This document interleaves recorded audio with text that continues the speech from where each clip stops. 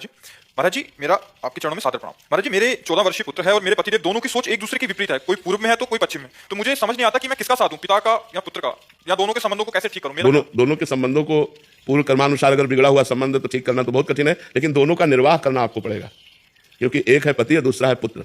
पुत्र की तरफ वात्सल्य है और पति हमारा परमेश्वर है, पति हमारा इष्ट है, आराध्य देव के समान है। तो हमें चाहिए कि पति का भी आदर करें और पुत्र को भी दुलार करें। कोशिश करें पुत्र को कि वो समझदारी के द्वारा अपने पिता का अपमान न करे। पति को कभी प्रेमवश समझाएं कि हमारा आखिरकार पुत्र ही है, हम कोई अहित अपने पुत्र का न करें। जितना हम चाहते हैं उतना मंगल भावना भर सके, लेकिन अपनी तरफ से कोई अहित न करें। तो हम कोशिश करें दोनों को समझाने की, पर प्यार दोनों को देना पड़ेगा, क्योंकि एक वात्सल्य से प्रेरित है, एक अपना पति है।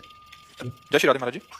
महाराज जी, आपका सत्संग सुन रहे हैं, कह रहे हैं कि जब मैं अज्ञानतावश जब करता था तो पंचाक्षरी मंत्र का जब करता था, पवित्र अवस्था में भी, यहाँ जैसे भी पर अच्छा चिंतन चलता था। महाराज जी, फिर आपसे सुना कि पवित्र अवस्था में ही मंत्र का और गुरु प्रदत्त होना चाहिए। फिर हमने नाम जो मेरे को प्रिय लगा भगवान का उमा शिव, वही जपना शुरू किया। बट अभी भजन में रुचि कम हो गई है महाराज जी, विषय भोग प्रिय लगने लगे हैं महाराज जी। पहले कह रहे थे सही भजन होगा तो ये लक्षण आने लगेंगे, ध्यान रखना।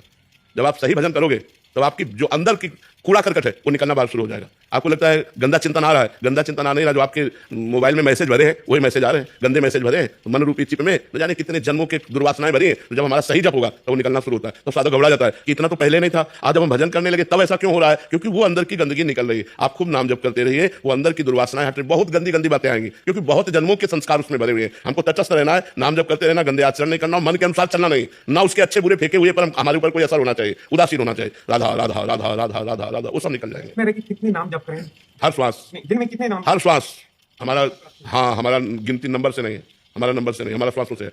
मान लो हम अभी तक जब करते रहे, अब छोड़ दिया कि हमारा इतना हो गया संख्या में, और अभी मरे और संसार का चिंतन हुआ, तो फिर भरत जी मरे, हिरण का चिंतन हुआ तो हिरण बनना पड़ा। तो हमको क्या करना, हर श्वास, हाँ हर श्वास में एक भी श्वास खाली। जैसे मान लो पूरी श्वास आने जाने में हम 2 बार राधा लिया, ले तो 20 बार भी सकते हैं। हॉस्पिटल में कार्य तो मेरे से बीच बीच में पेशेंट आता है, नाम छूट जाता है। हाँ, तो हम राधा बोला और आपसे बात कर रहे हैं, फिर राधा बोला तो पूरी बात राधा में ही मानी जाएगी। समझ रहे हो ना। हम राधा बोला और ऑफिस में घुस गए और 2 घंटे कार्य किया, फिर राधा बोला और सब कर्म समर्पित कर दिया, राधा। गुरुदेव भगवान, मेरा प्रश्न है कि आराध्य भगवान और गुरुदेव भगवान के श्री चरणों में निरंतर प्रेम बढ़ाने के लिए साधक को क्या साधना करनी पड़ेगी? नाम जप, नाम जप। क्योंकि गुरु ने अपने जीवन स्वरूप नाम को दिया तो गुरु से प्रेम हो जाएगा, और नाम के अधीन नामी है, इसलिए इष्ट में भी प्रेम हो जाएगा। इष्ट और गुरु में प्रेम प्राप्त करने के लिए प्रेम मूल यह नाम है, जो नाम मिला हुआ है, राधा नाम, हरिवंश नाम, कृष्ण नाम, जो भी नाम गुरु जी ने दिया उसी नाम से गुरु से भी प्रेम हो जाएगा और इष्ट से भी प्रेम हो जाएगा। पर नाम पहले पाप को नष्ट करेगा, फिर पाप प्रवृत्ति को नष्ट करेगा, फिर अंदर हमारे अंदर सद्भावनाएं आएंगी, तब हम आगे प्रेम को प्राप्त होंगे। राधे राधे महाराज जी। गुरुदेव, पैसे को लक्ष्मी समझकर पूजना चाहिए या कागज का टुकड़ा समझना चाहिए उसको? कागज का टुकड़ा ज्यादा, इससे ज्यादा। हाँ यह है कि उसके द्वारा सत्कार्य होते हैं, तो वो अलमारी में रखा है, वो तिजोरी में रखा है, डस्टबिन में नहीं पड़ा, नहीं है वही चीज, कोई अंतर नहीं। अब 2000 रुपये एक ट्रक दे दिए जाए आपको तो आप क्या करोगे?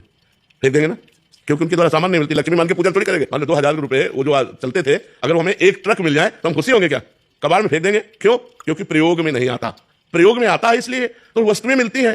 वो लक्ष्मी का स्वरूप थोड़ी है, लक्ष्मी का स्वरूप तो अनंत ब्रह्मांडों में फैला हुआ है। कागज का टुकड़ा है, उसको दिखाओ, उसके अनुसार सामान ले लो, बस बात इतनी है। ज्यादा उसका महत्व तो पागल बना देगा। हाँ, रुपए का नशा चढ़ जाए तो पापों का ढेर लगा दे, हिंसा करना, चोरी करना, न जाने क्या क्या। महत्व ना रखे, प्रयोग करे महत्व। अब जो चीज जहां रखी जाती है वो वहीं रखी जाएगी। अब उसको डस्टबिन में थोड़ी फेंक दे, लेकिन हमारे अंदर महत्व नहीं उसका। प्रयोग में आता है इसलिए प्रयोग में आ रहा है। वो दिमाग में जो महत्व आया वो भगवान से अलग कर देगा, इसलिए इसका महत्व तो नहीं रखना। महत्व तो भगवान का रखना, रुपए का महत्व नहीं रखना। राधे राधे महाराज जी। महाराज जी, इस संसार में असमानता क्यों रखी गई है महाराज जी? किसी को बहुत बुद्धि बल और धन अधिक दिया गया है, किसी को कम दिया गया है। कोई जानवर इतने नहीं, जो भगवान ने दिया है वो समान दिया है। जो आपने कर्म किए हैं उसका फल आसमान है। योग्यता, कर्म की योग्यता। आपका कर्म है, आप धनी हैं, आपका कर्म है, आप निर्धन है। आप पाप कर्म किए हैं, दुखी है, वो पुण्य कर्म किए सुखी है। कर्म का खेल है। जितना विश्व रचा गया है वो कर्म प्रधान रचा गया है। कर्म प्रधान विश्व रचि राखा, और जो जस करे तासी फल चाखा। इसमें भगवान का क्या दोष है? इसमें भगवान की क्या बात है? जो जैसा कर्म कर रहा है वैसा फल मिल रहा है, उसको भोग रहा है। आप कोई बहुत अच्छे कर्म किए हैं, दान पुण्य किया, गरीबों की सेवा की, बीमारों की, तो वो आकर के करोड़ों रुपए लाभ प्राप्त कर रहा है। अब एक है जो दूसरे के साथ बेईमानी किया, चोरी किया, नाना प्रकार के कुकर्म किए, खाने को भी नहीं मिल रहा। तो कर्म का योग है, जैसे कर्म करोगे वैसा फल देगा भगवान। जैसा तुम कर्म करते हो वैसा। यहाँ संसार विषमता है कर्म के कारण, क्योंकि सब एक जैसे कर्म थोड़ी कर रहे हैं, सब अलग अलग कर्म कर रहे हैं। तो अलग अलग उनका दंड या पुरस्कार, पुण्य या पाप, सुख या दुख, ये फल प्राप्त हो रहा है। तो इसलिए हमें इसमें कोई खास चिंतन नहीं करना। खास चिंतन करना है कि भजन करके हमको अच्छे बनना है। अब तक जो हुआ हुआ, अब लो निशानी, अब ना नसीब। अब तक जो हुआ अब हुआ, अब मैं अच्छा कार्य करके भगवान को प्राप्त करूं, या अच्छा व्यक्तित्व प्राप्त करूं, या अच्छा धनी बनूं। इसके लिए मुझे अच्छा कर्म करना होगा। इसकी स्वतंत्रता है महाराज जी? पूरी स्वतंत्रता है। मतलब अभी जो हम अच्छा करने लगे तो आगे आपका अच्छा बिल्कुल अच्छा होगा। अगर आप पाप कर्म करेंगे तो बिल्कुल दुर्गति हो जाएगी। आज भले आप सुख में है, कल आपका समय बहुत दुखी आएगा। आज भले दुख में है, कल आपका बहुत अच्छा समय आएगा यदि आप आज से अच्छा शुरू कर दें। तो समझदारी इसी में कि अभी सुधर जाए। अभी सुधर जाए। अब लो निशानी, अब ना नसीब हो। आज तक जो किया अब आगे नहीं करूंगा, क्योंकि जो बोएंगे वही तो काटेंगे। हम अगर आम लगाएंगे तो आम, बम्बूल लगाएंगे तो कांटा, तो अब लगाते बम्बूल है, चाहते दाग छुआ रहा है, तो कहाँ से प्राप्त हो? हमारे जो कर्म है वो तो बड़े निम्न कोटि के हैं, फल हम बड़ा उच्च कोटि का चाहते हैं। कर्म है दुख देने वाले, फल चाहते हैं, सुख तो कैसे मिल सकता है? कर्म भी वैसा होना चाहिए, तभी हमारी बात बनेगी। अब जैसे आप बहुत मेहनत कर रहे हैं, लेकिन आपका पूर्व प्रारब्ध पाप में, तो आप फलता ही मिलेगी आपको, सुख ही मिलेगा आपको, चिंता ही मिलेगी आपको। तो आपको लगेगा बगल वाला जो है ज्यादा मेहनत नहीं करता और खूब अच्छे सुख है, तो आपका कर्म, जो पीछे का कर्म है वो आपको आगे नहीं बढ़ने दे रहा, आपको दुर्गति कर रहा है। इसलिए अब आज कर्म संभाल लो, तो आगे आपकी उन्नति हो जाएगी। कि इस संसार में सभी को या तो श्रेय मिलता है या दोष मिलता है, तो ये या तो किसी बात का श्रेय मिलता है कि उसकी यश हो गया, या किसी की निंदा हो रही है, तो ये उस इंसान के स्वयं के प्रारब्ध पुरुषार्थ से मिलता है, सेम ही प्रश्न है, या उससे जुड़े लोगों के कर्म से मिलता है? नहीं, जुड़े हुए लोगों के कर्म से भी मिल सकता है।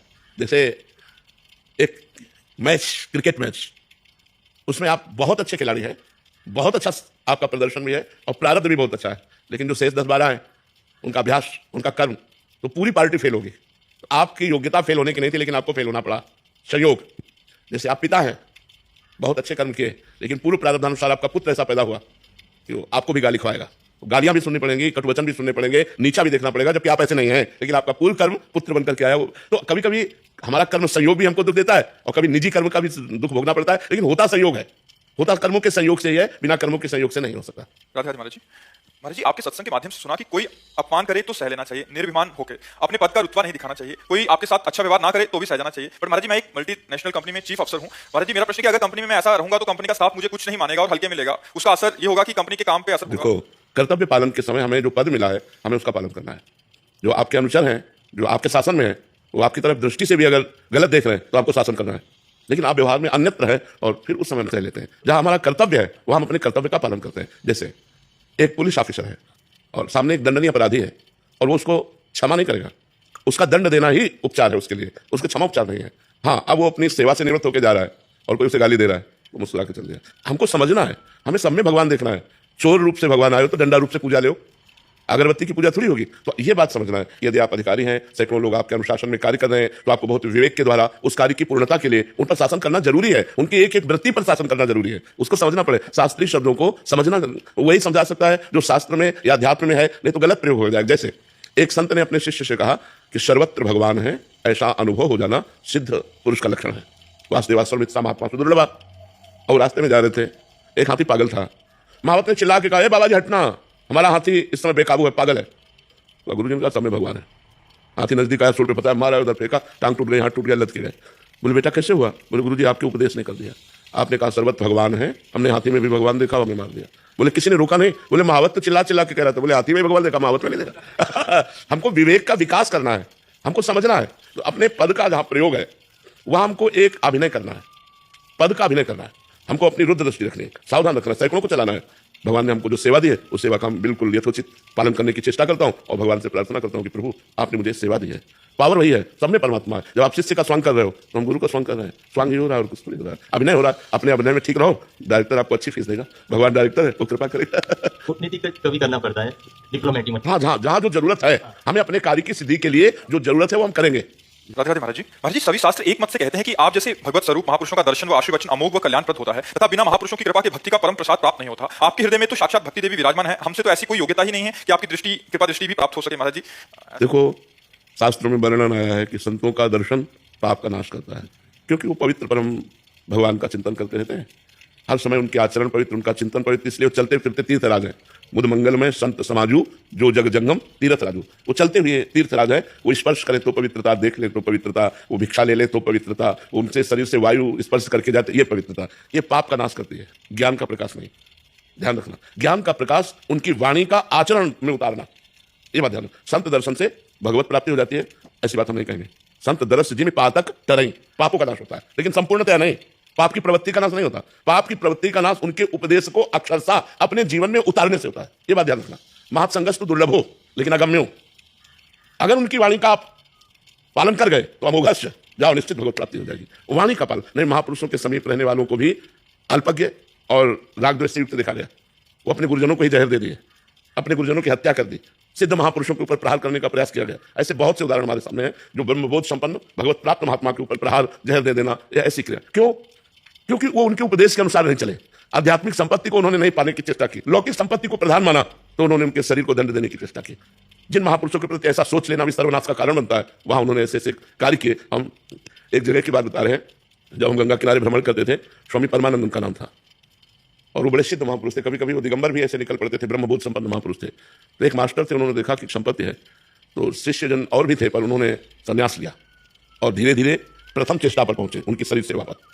और वो 24 घंटे में एक बार जब प्रसाद पाते थे, इसके बाद इतनी भांग खाते थे। संतों की मौज अपने अपने संतों की रहनी होती है, सिद्ध पुरुषों की उन पर नजर नहीं डालना चाहिए। तो खप्पर में, नारियल के खप्पर में ऐसे भांग घोड़ा, तो जो भांग निर्विषय थी उसको तो उसने हटा दिया और विष वाली भांग बांट करके रख दिया, संखिया जहर मिला करके उन्होंने ऐसे घोड़ा। उनका नाम जगदीश्वरानंद था।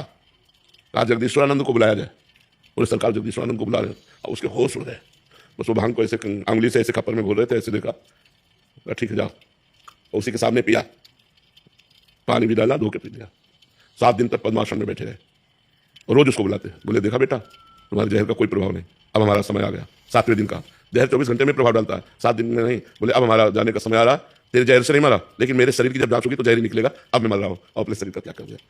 तो जब बड़े संतों के पास रहने वाले, ब्रह्मबोध संपन्न अर्थात साक्षात परमात्मा, ब्रह्मविद ब्रह्म भवति, जो ब्रह्म को जान लेता है ब्रह्म स्वरूप हो जाता है, ऐसे ब्रह्म स्वरूप महापुरुष के वचनों पर ना चलने के कारण, संपत्ति पर दृष्टि रखने से अज्ञान अंधकार को प्राप्त हुआ, घोर दुर्गति को प्राप्त हुआ। तो हमें लगता है महापुरुषों का दर्शन, महापुरुषों का संभाषण इसलिए महामहिमा में है कि हम उनके संग से अपना सुधार कर सके, अपने आचरणों का परिवर्तन कर सके, अच्छे मार्ग पर चल सके, अध्यात्म को समझ सके। केवल दर्शन से पाप नष्ट होते हैं, पाप प्रवृत्ति नहीं। पाप प्रवृत्ति उनकी आज्ञा का पालन करने से नष्ट होती है। जब हम संतों की आज्ञा का पालन करते हैं तो हमारे अंदर साधुता आने लगती है, हमारे अंदर जितेंद्रियता आने लगती है, हमारे अंदर भगवत प्रीत्यर्थ कर्म बनने लगते हैं, हमारे अंदर भगवत चिंतन बनने लगता है। हो गया काम संत समागम का, यही है संत समागम का फल। केवल हम बाहरी बात को लेकर के हम आदर नहीं करते कि भाई हम गए और कुछ फल फूल रख दिया और संत दर्शन कर आए, ये एक सत्क्रिया हो गई, लेकिन ये भगवत प्राप्ति या अध्यात्म नहीं हुआ।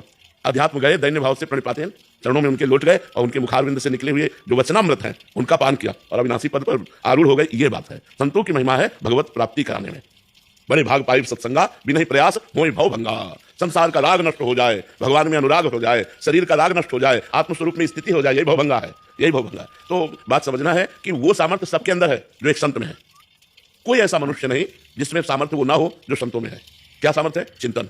आपने अपने चिंतन को असत चिंतन में लगाया और उन्होंने अपने चिंतन को सत चिंतन में लगाया। यदि आप अभी सत चिंतन करने लगे तो जो राम सीधे नहीं कर पाते थे वो ब्रह्मर्षि हो गए, तो क्या हम नहीं हो सकते? विचार करो, जो सीधे राम नहीं बोल पाते थे, उल्टा राम जपत जग जाना। अगर हम नाम सीधा जपेंगे, भगवत चिंतन करेंगे तो हमें भगवत प्राप्ति नहीं हो जाएगी? हो जाएगी। हम वैसे ही संत बन जाएंगे, वैसे ही भगवान के निजी जन बन जाएंगे जैसे बड़े बड़े महापुरुष हैं। बस हमको उनके मार्ग पर चलना होगा, जो महापुरुष आदेश करते हैं उस पर हमें बिना विचार के चलना होगा, तभी हम आगे बढ़ सकते हैं।